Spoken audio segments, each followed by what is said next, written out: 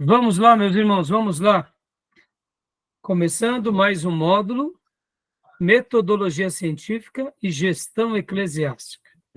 Mais uma vez, graça e paz. Graças e paz a todos. Graças e paz. É com muita alegria que damos início aqui a mais um módulo.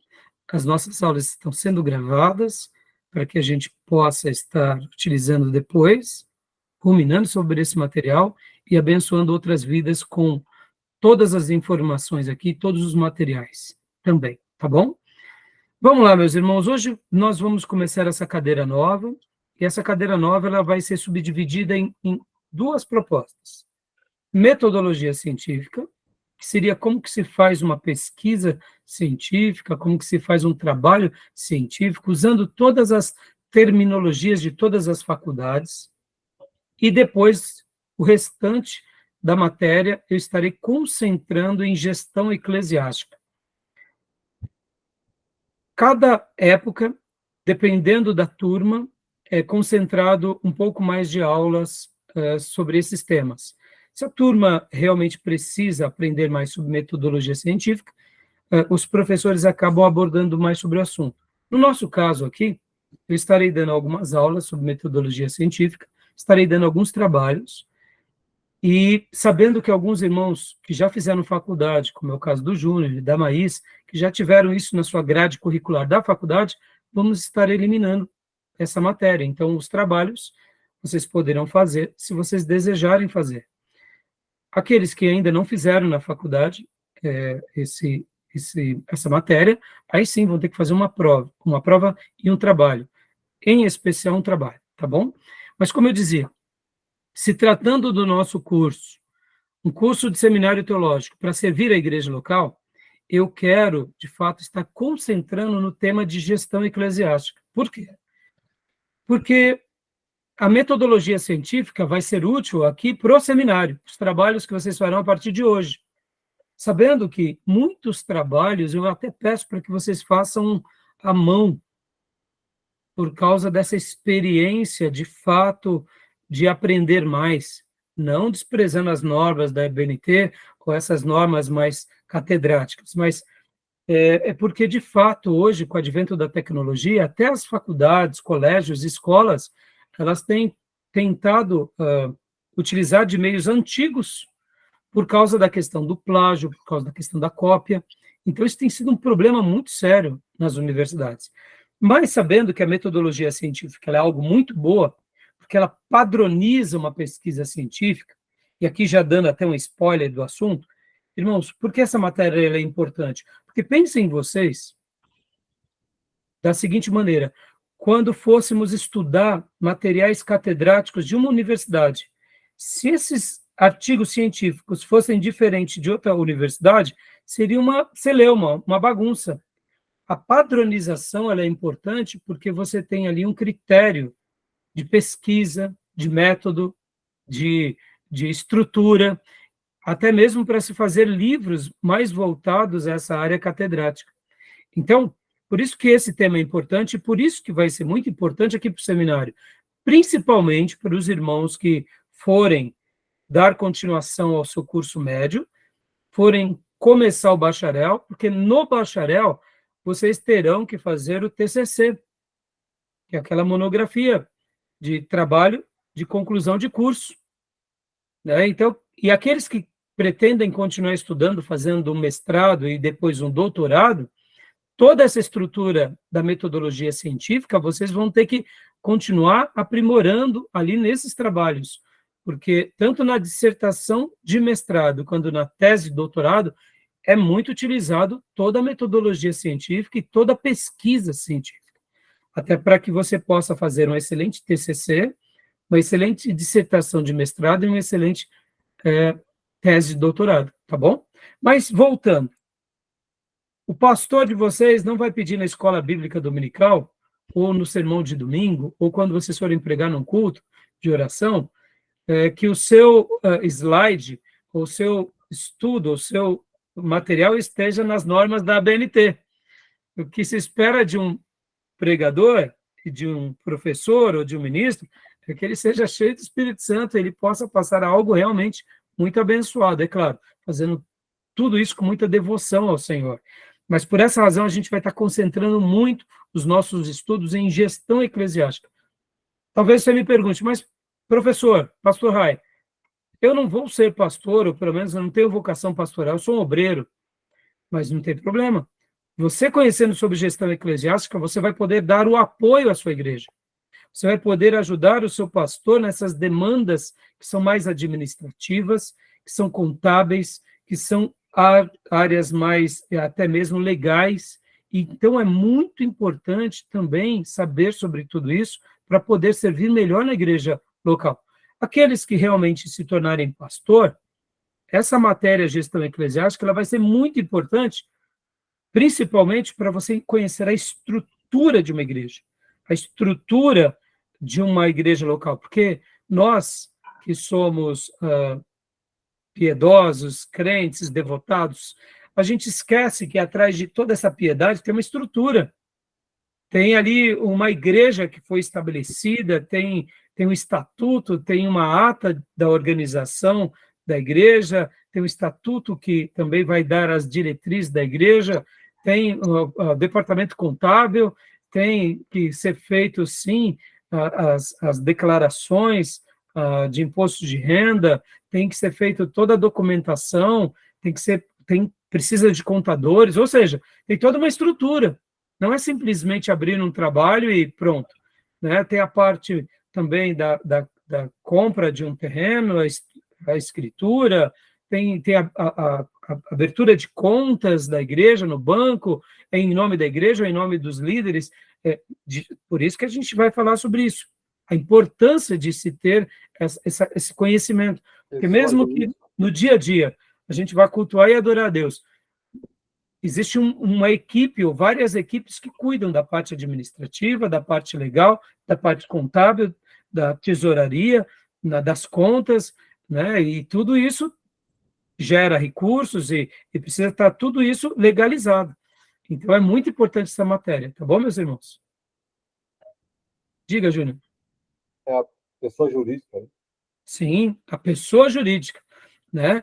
Muitas pessoas pensam que a igreja local não tem nada disso, é só um lugar que você bota uma placa e se reúne. Não, tem toda uma estrutura legal, jurídica, para que isso seja feito. E a gente vai aqui fazer vários apontamentos, vou dar várias sugestões de vários livros, tá bom? Tudo bem até aí? Então, nós vamos ficar algumas aulas apenas em, como eu disse, né, em metodologia científica, e a grande maioria eu vou dedicar em gestão eclesiástica, tá bom? Tudo bem? Alguma pergunta, Maísa, Wesley, Júnior? Tranquilo? Como é costume, vamos ler um texto bíblico, já oramos, né, no início antes do início aqui da nossa gravação. Quero ler o texto de 1 Coríntios 14, 40. 1 Coríntios 14, 40.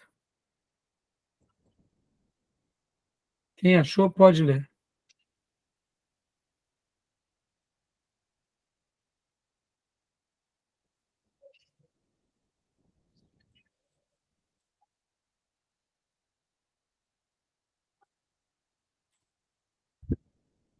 Primeira Coríntios 14, 40.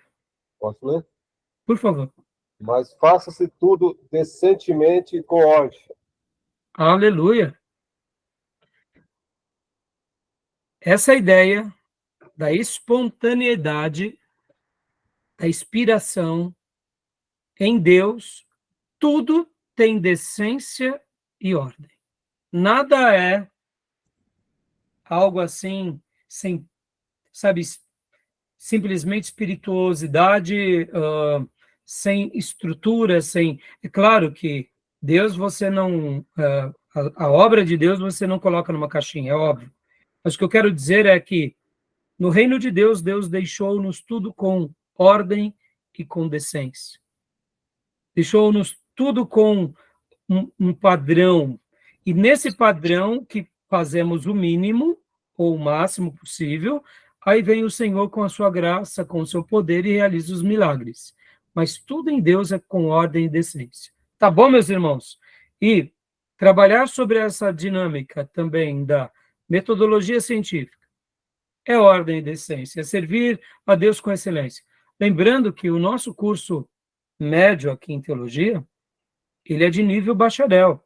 Por essa razão que a gente dá essa matéria para mostrar a nossa seriedade, a nossa competência, assim como em qualquer grade universitário. Porque, de fato, nós queremos o quê? Servir a Deus também com o nosso entendimento e fazer o melhor para o nosso Deus, porque se numa faculdade eles se dedicam dando o seu melhor, quanto mais nós, que somos servos de Deus, faremos o melhor para ele. Amém? Então, a gente vai estar trabalhando sobre esse tema e logo na sequência nós estaremos trabalhando sobre gestão eclesiástica. Bom, o livro que nós estaremos trabalhando sobre, de fato, metodologia do trabalho científico é um clássico. Eu tenho esse meu aqui, que é bem antigo, inclusive, mas existem outras edições, é do Antônio Joaquim Severino, Metodologia do Trabalho Científico. Esse aqui é o meu aqui é do século passado, tá, meus irmãos? É do século passado, é de 86 essa impressão aqui. 86 não, é 86. Mas os princípios são os mesmos. É óbvio que de 86 para cá, tivemos uma revolução. Em 86 era a máquina de escrever, veio o computador, né, veio impressora digital, veio internet, agora inteligência artificial. Então é óbvio que as novas edições são já com esses acréscimos, mas a estrutura, a base da metodologia, da ciência, do trabalho científico, segue as mesmas linhas mestras, tá bom? Então, para o livro-texto para metodologia do trabalho científico é esse.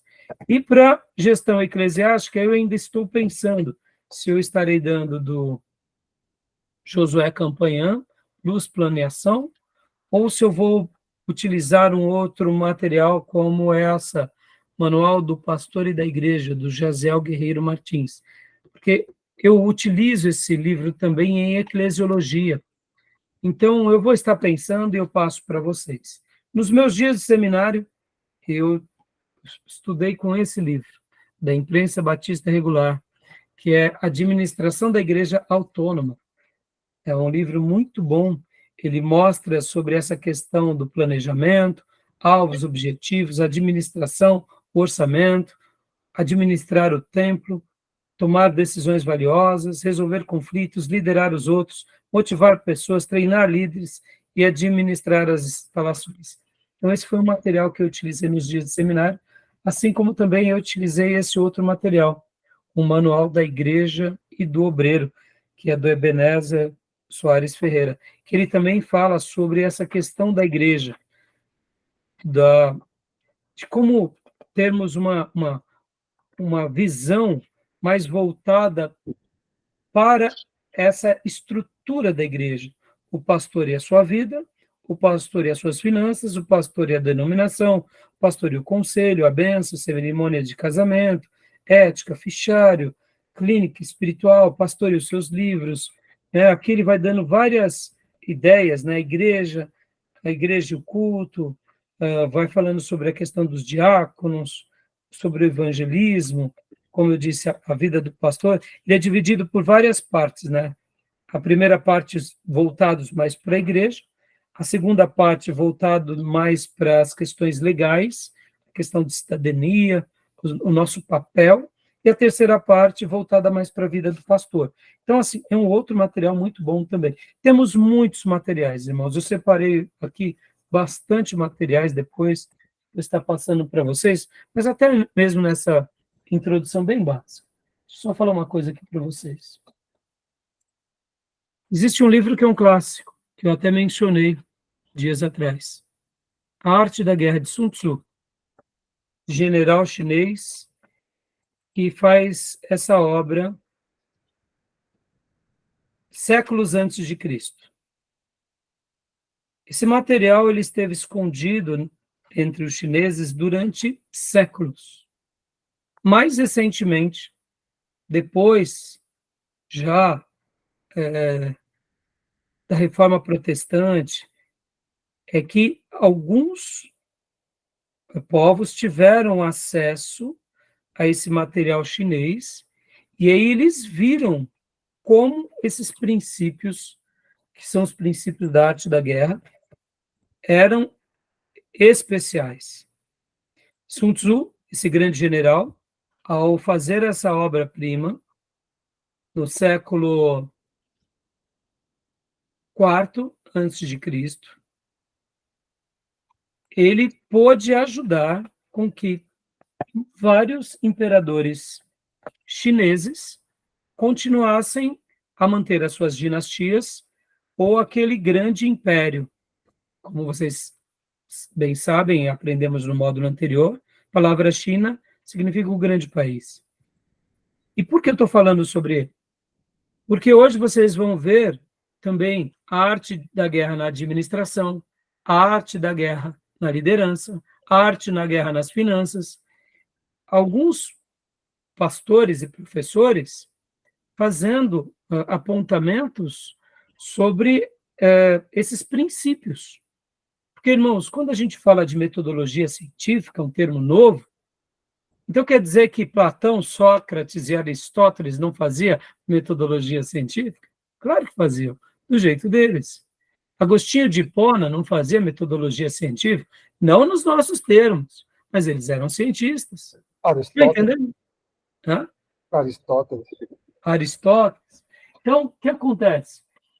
Esses materiais que nós estamos estudando hoje é porque se convencionou recentemente, e temos essa terminologia, e ela é muito útil, devemos continuar a usá-la. Mas, na antiguidade, essa questão da metodologia científica, ou seja, dos estudos, sempre foi algo muito avaliado e admirado por grandes imperadores, por grandes estudiosos. Num reino, por exemplo, ou num império, você tem ali o papel dos conselheiros.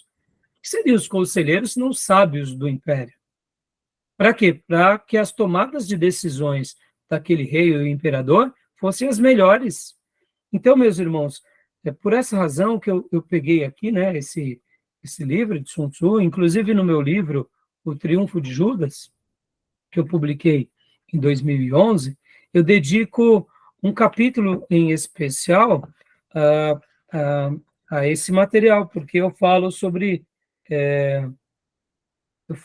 essa questão da liderança, né? O chamado pastoral no exemplo da liderança de Judas, e uso a Sun Tzu como uma ferramenta mostrando que Judas, quando ele escreve a sua epístola, ele estava seguindo um princípio de liderança, não sei dizer e deduzo que ele não conhecia sobre Sun Tzu, mas são leis universais. Leis universais. Então, tem vezes que, numa matéria como metodologia científica, a gente acaba se perdendo ali na questão mais técnica, mas a gente se esquece que as pessoas elas estão fazendo aí suas pesquisas das formas mais variadas. É óbvio que, no momento em que eu tenho o conhecimento, eu fui instruído como se faz uma melhor pesquisa científica, o meu resultado vai ser muito mais recompensador. Tá bom, meus irmãos? Tudo bem até aí? Tá joia? Só para vocês terem uma ideia, eu peguei aqui também outros materiais, né? Só para vocês verem, aqui existe um livro chamado Os Métodos da Administração de Jesus. Com 12 executivos, ele cria a maior empresa do mundo, Bob Brainer, A Sabedoria e Negócio. Eu sei que ele tem uma proposta mais mercadológica, mas é um livro muito bom. Ele dá dicas muito boas de liderança, que não deixam de estar dentro desse escopo. Temos esse livro também que a gente utiliza muito ele em outras matérias, que é o Desenvolvimento Natural da Igreja, um guia prático para cristãos e igrejas que se decepcionaram com receitas mirabolantes de crescimento. Aqui, de fato, é um estudo por Christian Schwalz, não sei se essa é a pronúncia, onde ele vai fazendo um apanhado das igrejas que mais crescem no mundo, o que elas fazem que geram nelas saúde. Então, é um livro muito bom que eu utilizo em outras matérias, mas fica aqui uma dica para vocês. Porque muitas vezes, nesse tema, tanto de metodologia científica quanto também de gestão eclesiástica, qual que é a nossa proposta? Cuidar bem da igreja, para que a igreja atinja o seu grande alvo e para que a igreja possa ser sal e luz e atingir o máximo do seu potencial redentivo em muitas outras pessoas e povos. Tá bom, meus irmãos? Então, essa é a proposta. A proposta é essa, é sermos sal e luz, fazendo com que a igreja de Jesus brilhe e ela atinja o seu máximo potencial, não pela administração, não pelas finanças, mas por aquilo que, de fato, Deus deixou para que ela fosse, desde a sua criação até o seu último dia. Então, tudo que pudermos utilizar, tanto de materiais evangélicos, ou até mesmo de materiais, eu diria, extras, que possam nos enriquecer, por exemplo, o livro do Severino, ele é um livro dado em universidade, é um livro secular. Sun Tzu é um livro clássico, né? Eu tenho, inclusive, essas duas versões. É um livro secular. E para eu poder concluir agora, eu tenho esse livro aqui que, não sei se vocês já ouviram, conhecem ele? Quem já ouviu falar? Não? Júnior, já ouviu falar? Esse aí eu já ouvi falar, do Stephen, né? Isso, é do Stephen Covey, né? R. Covey. Ele é um livro maravilhoso, é um professor universitário, professor renomado, grande palestrante. Se for um best-seller, ele saiu depois do 8º hábito. São 7 hábitos das pessoas altamente eficazes. Ou seja, ele vai fazer um estudo mostrando o seguinte: o que faz uma pessoa ser eficaz? E aí ele cria um padrão de 7, agora 8º hábito, dizendo que as pessoas mais eficazes que existem, elas têm hábitos, ou seja, elas têm métodos. E eu poderia parafrasear, métodos pessoais, que viram hábitos de pesquisa, seja ela científica, seja ela religiosa, seja ela, entenderam? Que fazem com que ela se torne altamente eficazes. Quando eu sou uma pessoa eficaz, eu atinjo o máximo do meu potencial na minha vida. E uma igreja eficaz, ela atinge o máximo do potencial dela redentivo. Então, essa é a nossa proposta. Melhorarmos para servirmos melhor ao Senhor. Tá bom? Tudo bem? Fechado?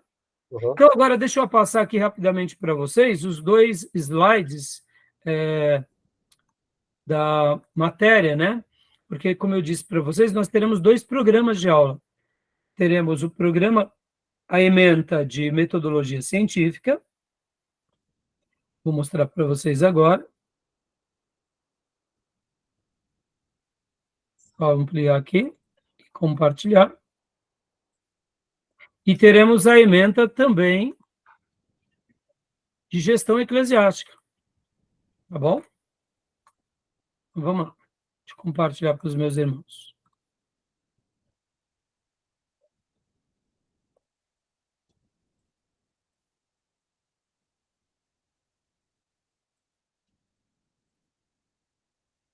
Aqui está. Nosso logo do seminário. É assim que nós somos conhecidos nas redes sociais, né? Missionária Seminário. Mas o nome nosso é Seminário Teológico Batista Missionário, curso médio em Teologia. Lembrando que é Teologia Livre. E aqui está Metodologia Científica. A gente vai estar trabalhando, os objetivos são esses: melhor organização da vida de estudo, desenvolver métodos de pesquisa, melhor organização. Vocês estão vendo? Estão vendo aí para vocês? Tá, tô vendo. Tá, jóia. Melhor organização do raciocínio lógico e desenvolver técnicas de confecção e apresentação de monografia e trabalhos escritos. E aí é o conteúdo que a gente vai estar passando nessas aulas, ó. Organização da vida de estudo, como se preparar para as aulas, como fazer uma boa leitura, como estudar em casa, tipos de pesquisa, tipos de conhecimento, obstáculos à pesquisa e ao conhecimento, como organizar logicamente o relatório, confecção de uma monografia, confecção de resenhas e artigos científicos, técnicas de redação, padronização de formas e apresentação de uma monografia. E isso vai ser a síntese Eu coloquei apenas o livro do Severino, mas é óbvio, poderia ter colocado outros livros aqui também. Tudo bem até aí, meus irmãos? Tranquilo? Tranquilo? Alguma pergunta? Não? Irmão, parece simples, mas deixa eu fazer uma pergunta aqui para vocês. Quando a gente está com uma dúvida em algo, o que nós fazemos geralmente? Estou com uma dúvida, preciso fazer uma pesquisa rápida agora, o que a gente faz? Normalmente Google, né? Google. E aí? E aí, dá para a gente confiar? Júnior, e aí? Ali tem de tudo, né, pastor? Entendeu? Perceba que o que facilita tem hora que dificulta. O que facilita tem hora que dificulta. Então, percebam que a ideia de estudo, como estudar, aonde olhar, aonde aprender, isso é muito importante. Aonde pesquisar, ainda mais nesse mundo tecnológico. Como saber pesquisar um autor, uma editora, um movimento, porque no Google ou nos outros sites de busca fica tudo muito aberto, e ainda mais agora com inteligência artificial. Né? Então, assim, percebam que o que se torna bom pode ser também um engodo. Né? Tá bom? E tudo bem, então, a pauta ficou clara para vocês? Sim. Joia? E agora vamos para a pauta da ementa de gestão eclesiástica. Deixa eu compartilhar aqui com vocês.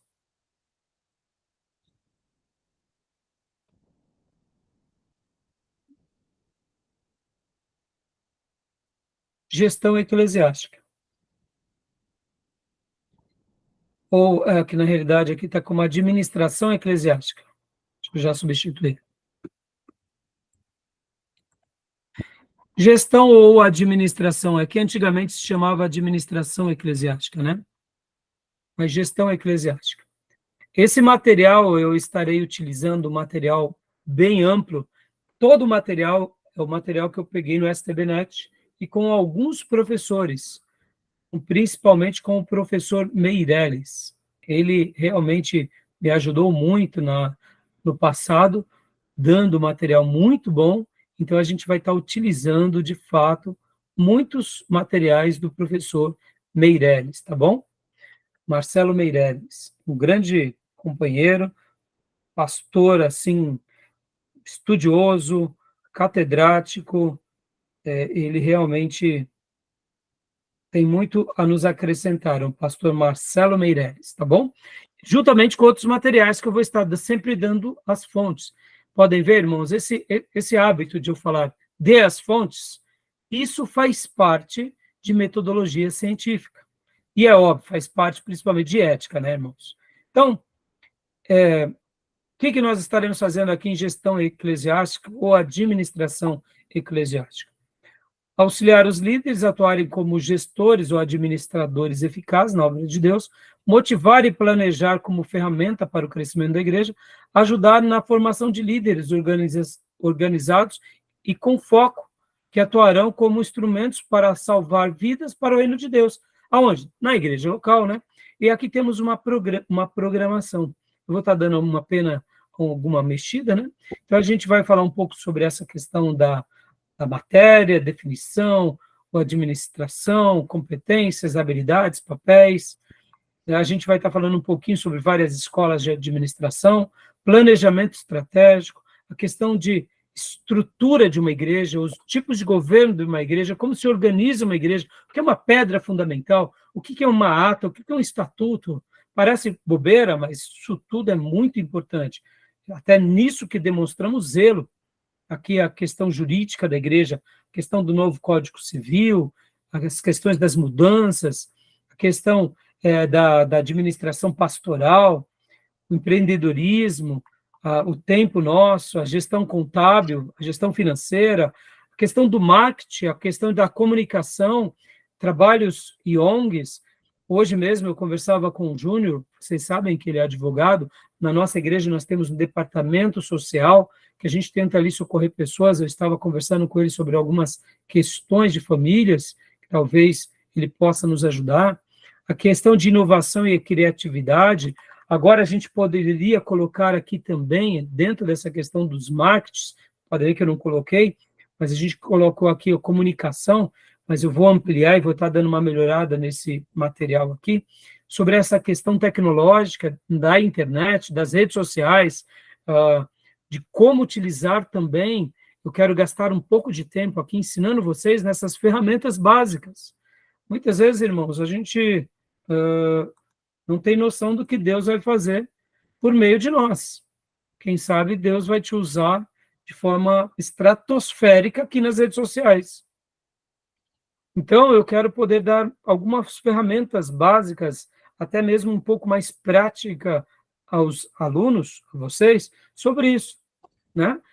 Por exemplo, como, né, a gente vai se aperfeiçoando em cada momento, e a igreja ela tem que se atualizar. Hoje, nossa aula aqui é uma aula que está sendo online. Para quê? Para abençoar muita gente. Como eu disse para vocês, nossas aulas estão sendo vistas aí por muitos lugares. Vou até mostrar para vocês aqui rapidamente, só para vocês terem noção aonde estão chegando as nossas aulas. Olha que legal, irmãos. Olha aonde estão chegando as nossas aulas. Eu vou mostrar aqui que pelo YouTube temos como saber um pouco, mas há um caminho aqui pelo Spotify, e eu estou encantado com o Spotify, porque eu tinha muita vontade de ter os nossos cultos nas plataformas, tanto do Spotify quanto em podcast. E eu confesso para vocês que no passado eu tentei, de fato, aprender um pouquinho sobre isso, mas como não é minha área, e aquilo que a gente falou hoje, né, Júnior? Quando não é minha área, eu viro a página. Eu viro a página e só oro. E digo, Senhor, vai na frente, porque agora eu preciso do Senhor aqui nos ajudando, né? E aí o que acontece? Olha que interessante. Diante disso, o que aconteceu? Deixa eu pegar aqui, só um segundinho. Isso, aula de teologia.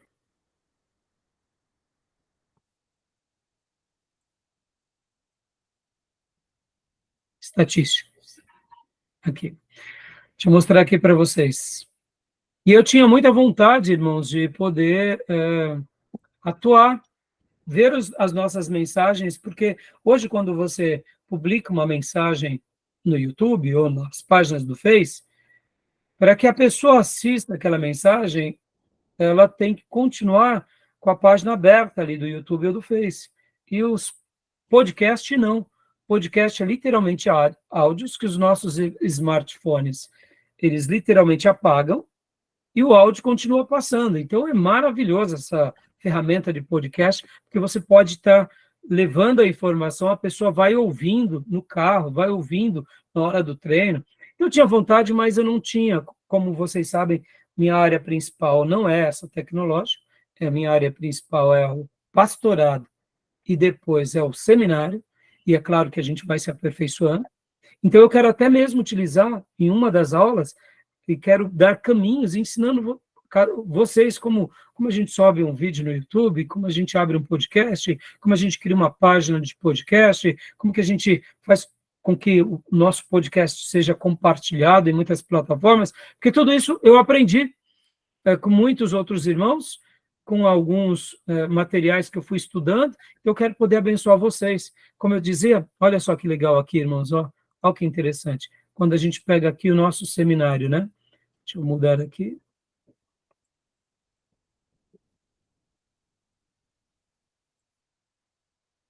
Não quero isso. Quero aula do seminário. Estatística. Deixa eu ver se é esse. Olha aqui. Olha que legal, nosso seminário.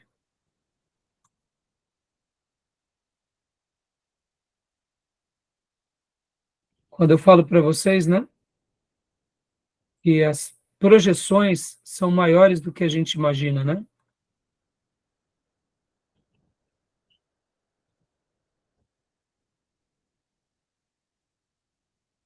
compartilhar.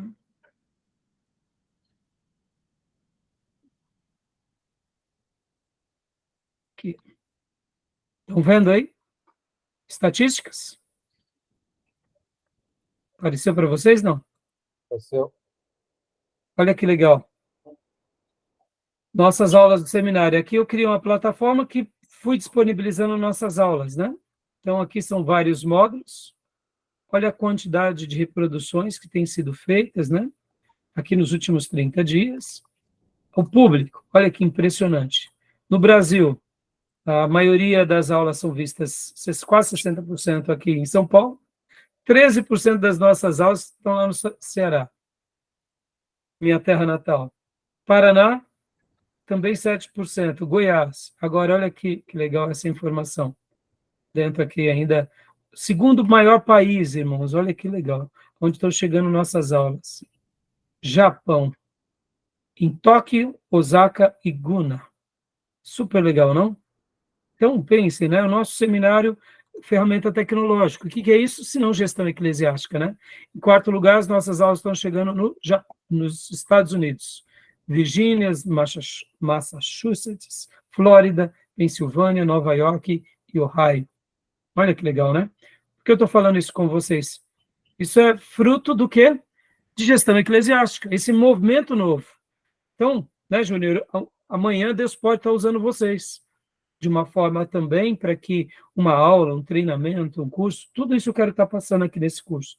Tá bom, meus irmãos? Claro que eu não vou me aprofundar muito, porque não vai dar tempo, mas e eu vou estar aberto, por exemplo, para fora aqui das nossas aulas que são gravadas, poder estar fazendo, quem sabe, horas de aprendizados, esclarecimento de dúvida, para aqueles que tiverem mais interesse.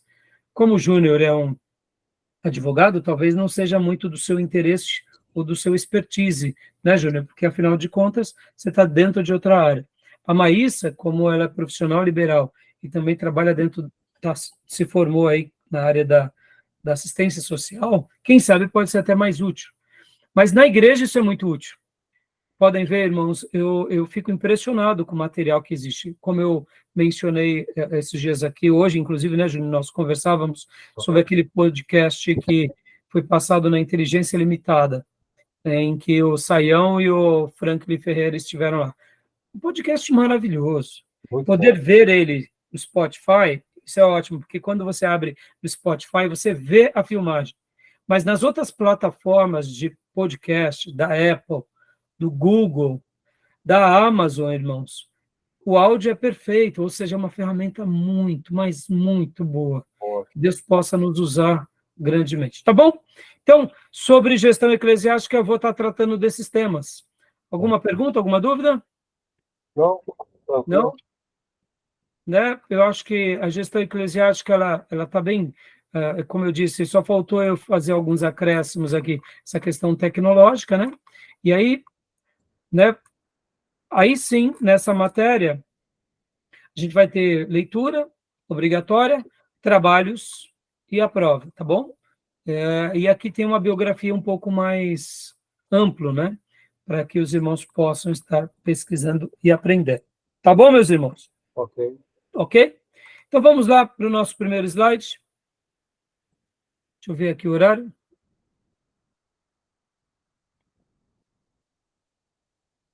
Vamos lá para o nosso primeiro slide.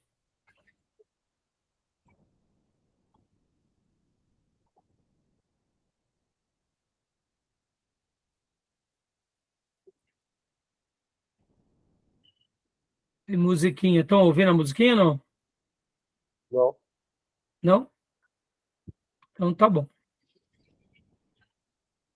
Aí, onde eu falo para vocês. Aí, se pedir... Peraí. Tem coisas que o pastor também não sabe. Tira a musiquinha. Eu não sei como vai tirar a musiquinha, entendeu? Então, a gente vai se virando como sabe. Deixa eu ver aqui se vai dar para tirar a musiquinha ou não. Mas aqui não está saindo nada, pastor. Não, joia. Então, peraí. Se não saiu, melhor. Joia. Vamos lá. Acho que é aqui. Pronto. Quero ver. Consegui. Está pensando o quê? Irmãos, está diante de vocês um excelente aluno. Me considero um professor médio, em algumas matérias prolixo, mas olha, como aluno, sou aqueles encardidos. Gosto de aprender. Vamos lá, compartilhar aqui com vocês o slide.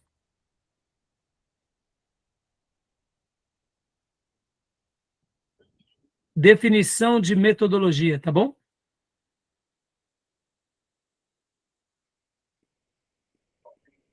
Opa.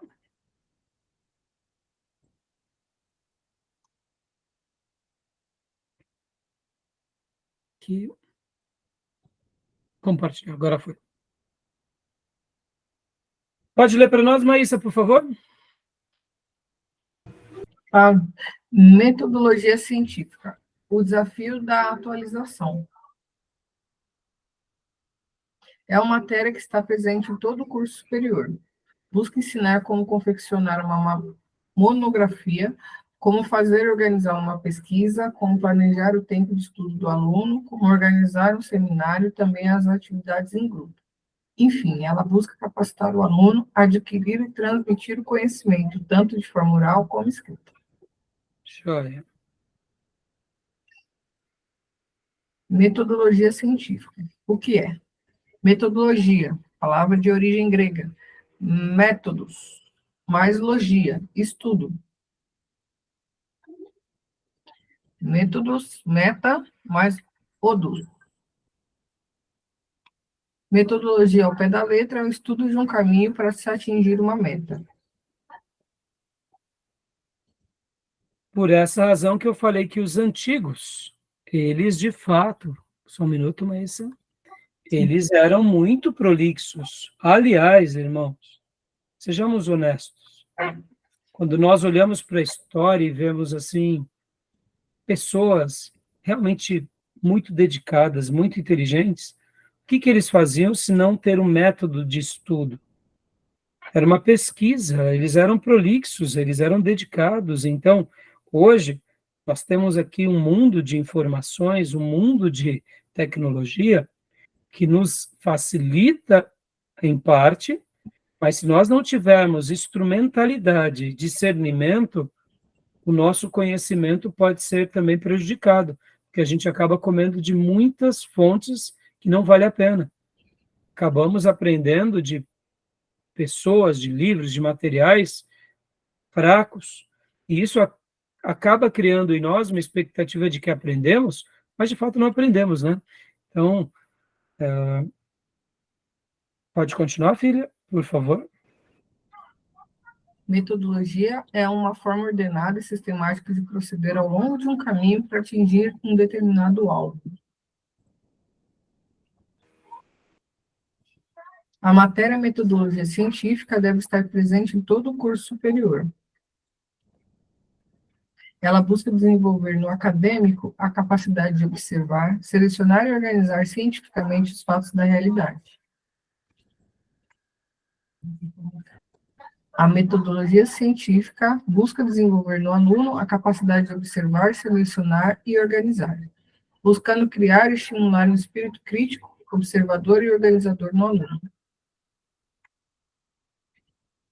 Deve ensinar como confeccionar uma monografia, como fazer e organizar uma pesquisa, como planejar o tempo de estudo do aluno, como organizar um seminário e outras atividades em grupo. Com o estudo da metodologia científica, vamos tomar conhecimento de regras e diretrizes voltadas para a produção de trabalhos escritos, monografias, teses, livros e etc., bem como diretrizes para a pesquisa e para a investigação da verdade, de uma forma objetiva, para conseguir o devido embasamento. Objetivos específicos da metodologia científica. Fornecer os princípios básicos à elaboração de monografias e trabalhos escritos. 2, estimular o gosto pela pesquisa, incentivando a produção e expressão do conhecimento. 3, conscientizar os alunos da importância da formação de hábitos de estudo que lhes possibilitem um maior aproveitamento do curso, Conscientizar também a uma busca da excelência, procurando fazer bem feito sempre, dando o melhor de si. 4. Despertar no aluno interesse pela metodologia e a valorização do cultivo de uma vida intelectual disciplinada e sistematizada, tanto para a sua vida acadêmica como para a sua vida profissional e pessoal. 5. Criar e desenvolver normas de procedimento para a elaboração e apresentação dos trabalhos acadêmicos e dos trabalhos de transmissão de conhecimento em geral. Joia. Alguém já disse, irmãos, olha que interessante. Obrigado, viu, Maís? Se o preguiçoso soubesse que ser organizado facilitaria, ele seria organizado por preguiça. Não é verdade? Se o preguiçoso soubesse que organizar as coisas facilitaria, ele seria um organizado, um exímio administrador por pura preguiça. E é verdade. Podem ver, né, meus irmãos? Eu me recordo de um obreiro que eu tinha, e que ele sempre foi muito dedicado, ele era bem organizado, e nós fizemos muitas coisas juntos na igreja. E ele foi o meu parceiro, inclusive, na construção da igreja. A Maísa talvez deve ter conhecido ele, o Cleiton, que casou-se com a Berenice, filha da irmã Sadica. E o Cleiton era um jovem muito dedicado. Então, quando nós criamos o nosso primeiro logo da igreja, foi um trabalho assim árduo, de meses, quando nós estruturamos essa parte de comunicação digital, de comunicação visual, com muita dificuldade, mas a gente trabalhou muito. Mas fora disso, nós trabalhávamos também na contabilidade, na construção da igreja, nos planejamentos. Então, e eu lembro que nesse período, hoje eu só tenho dado tempo integral à igreja e ao seminário, que, por sinal, já é muita coisa, né?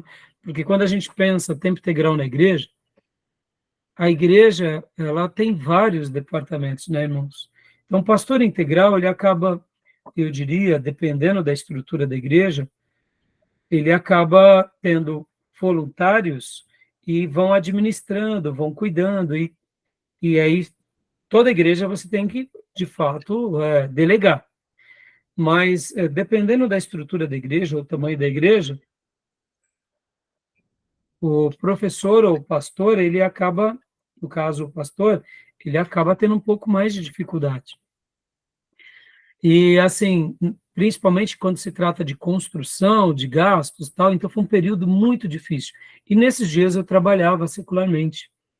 E hoje, como eu disse, eu fico exclusivamente cuidando da igreja e do seminário.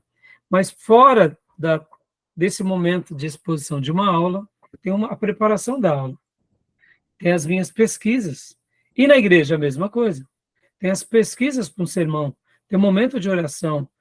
E depois tem o aconselhamento com as ovelhas, tem a administração das finanças, tem a supervisão de todos os ministérios, porque um dos princípios que a gente aprende em liderança é que um líder, ele delega, mas ele supervisiona.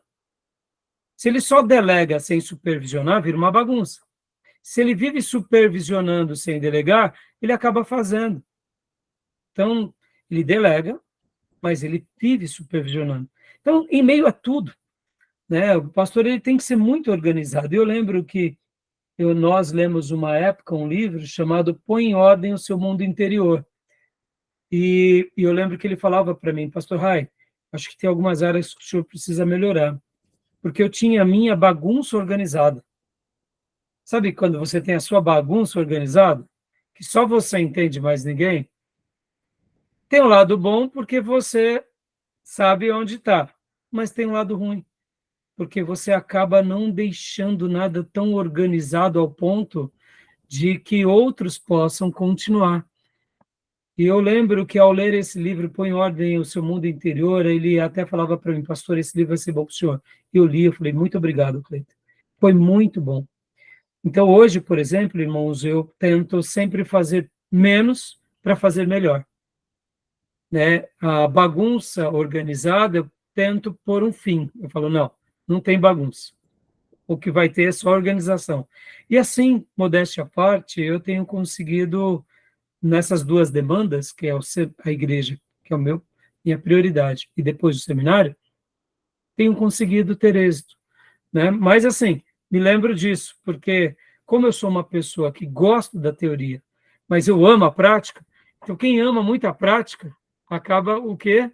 Deixando um pouco da organização meio que um pouco bagunçada.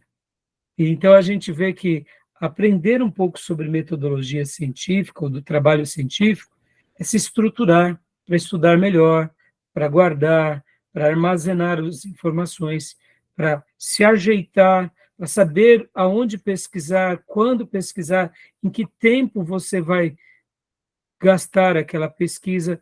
E assim, irmãos, uma das coisas que eu priorizo muito é isso, é saber também dizer não, com toda a honestidade. Muitas vezes eu digo não. Quando eu sou convidado, muitas vezes, para pregar fora, quando eu sou convidado para algumas tarefas, eu falo, não, não posso.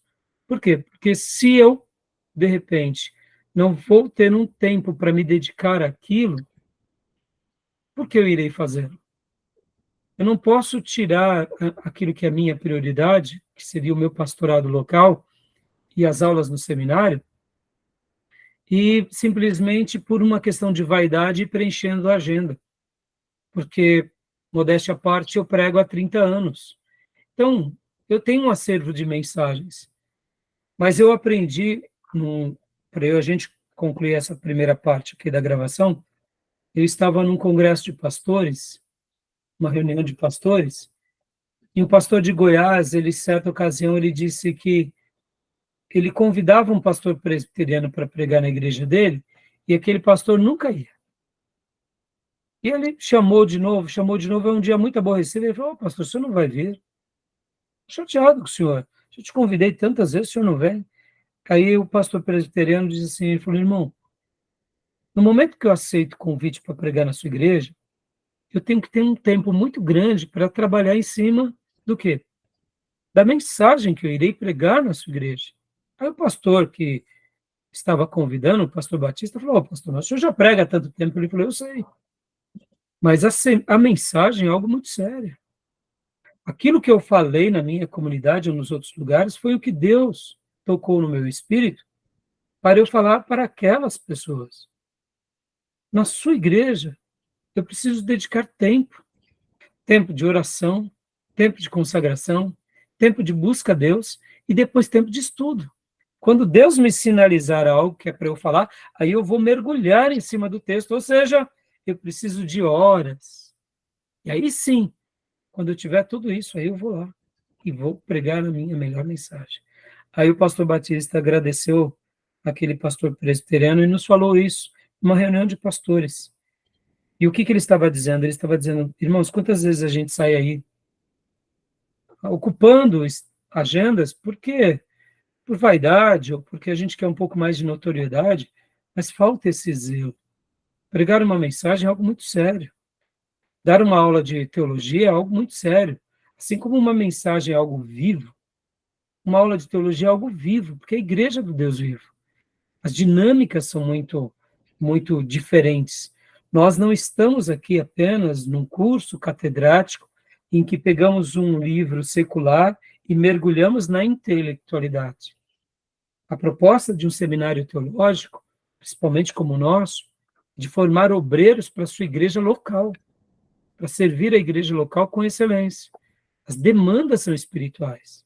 A igreja tem essa origem, que é a origem espiritual.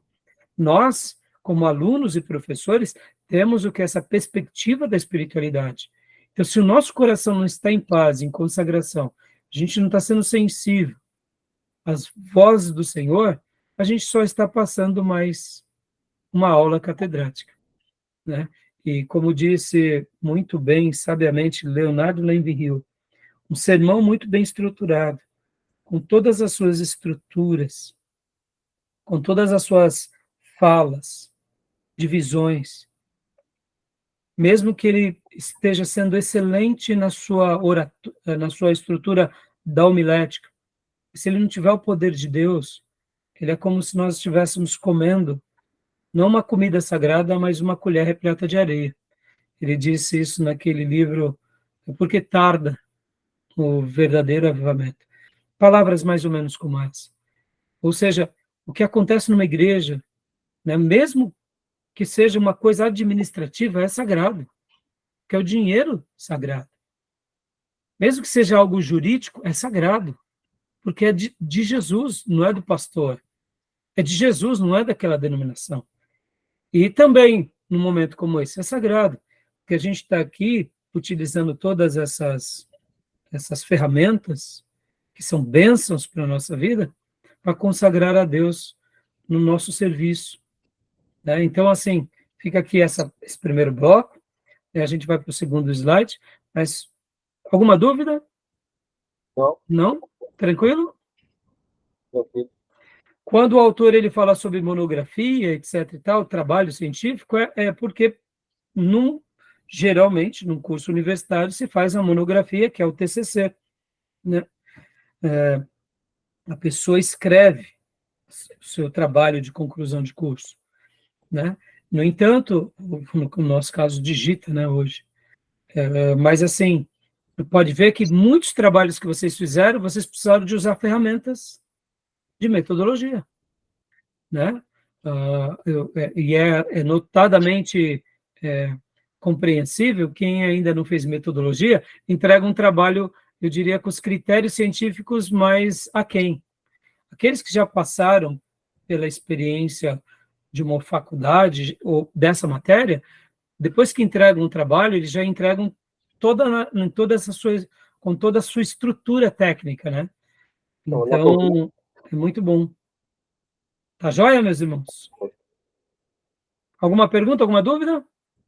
Não? Fechado? Então vamos parar, vamos pegar ir ao toalete, beber uma água, para a gente voltar para o segundo bloco? Sim, eu estava com sono aqui, você está falando e eu estava com sono bravo aqui. Opa, então vamos tomar um café.